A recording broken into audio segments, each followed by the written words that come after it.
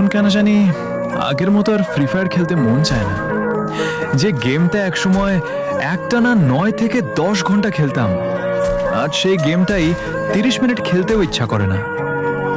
সমস্যাটা গেমের না, সমস্যাটা সময়ের। আগে ছিল স্কোয়াড, ছিল ফ্রেন্ড লিস্টে অনলাইন থাকা বন্ধু, ছিল গিল্ডের আড্ডা, আর ছিল একসাথে বুয়া পাওয়ার আনন্দ। এখন ফ্রেন্ড লিস্টটা প্রায় ফাঁকা, অনেকেই অফলাইন, অনেকেই গেমটাই ছেড়ে দিয়েছে। হয়তো গেম বদলেছে, হয়তো আমরাও বদলে গেছি, কিন্তু একটা জিনিস বদলায়নি, ওল্ড ফ্রি ফায়ারের স্মৃতিগুলো।